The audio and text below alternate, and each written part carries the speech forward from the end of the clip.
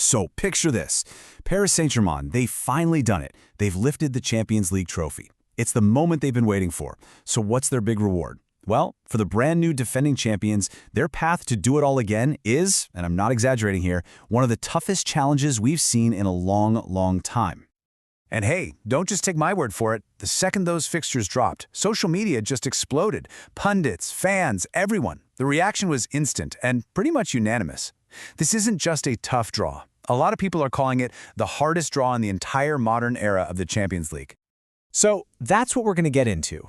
What exactly makes this path so incredibly grueling? We're going to break down the teams they have to face, the cold, hard data behind it all, and the drama that's baked into every single matchup. It's a huge mountain for PSG to climb. Okay, but first things first.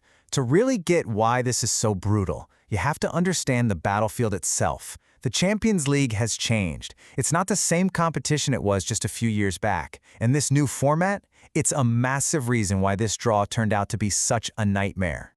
Right, so the old group stage, 8 groups of 4, that's gone. Now we've got this giant 36-team league phase. Just think of it as one massive league table. Every single team plays 8 different opponents, and your results in those games determine if you advance. There's really no hiding in an easy group anymore. So, how do they pick who plays who?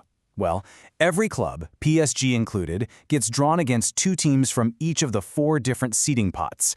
The whole idea is to create a bunch of different matchups, but for PSG, well, let's just say it created the perfect storm of really, really tough games. Okay, so let's get to the good stuff. Who are these opponents? This is where that whole nightmare draw thing really starts to make sense.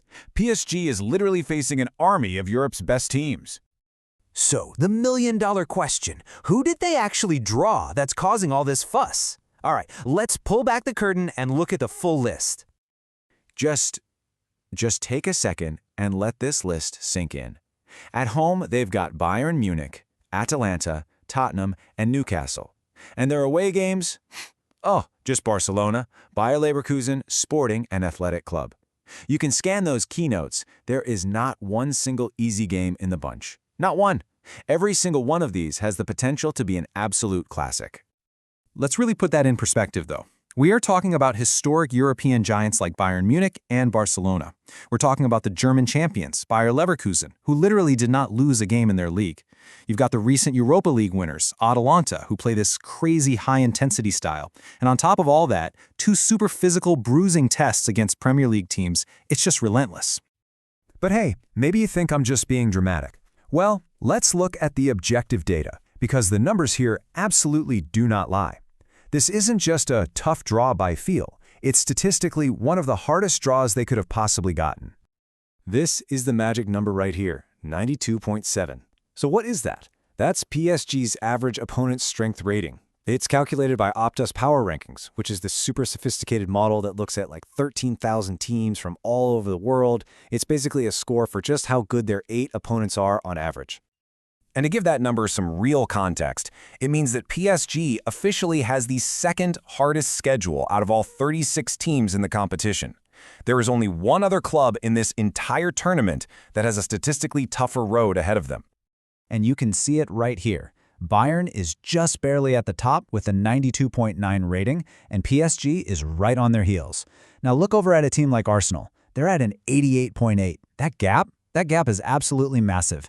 It just shows you how wildly different the paths for Europe's top clubs can be this season. But you know what? Football is so much more than just stats on a spreadsheet. What really makes this draw so fascinating is the incredible amount of storylines, old rivalries, and personal drama that is packed into these 8 games. Let's just look at 2 of these games. On one hand, you have the pure, raw human drama of Ousmane Dembélé going back to Barcelona.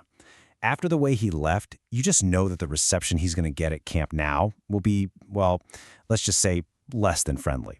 Then, on the other hand, you have a rematch of the 2020 final against Bayern Munich, a game that is just loaded with history and a big chance at revenge. And seriously, it doesn't stop there. You've got the tactical chess match against Xabi Alonso's incredible Leverkusen side, the all-out physical war against Atalanta's wild man-to-man system, and then there's the leftover tension from those controversial games against Newcastle last season. Every single match is a completely different kind of test. So all of this, it leads to one huge question. This is the ultimate test for a defending champion. Is it even possible for them to survive this? And look, this isn't some quick sprint to the finish line. This gauntlet stretches all the way from September through January of next year.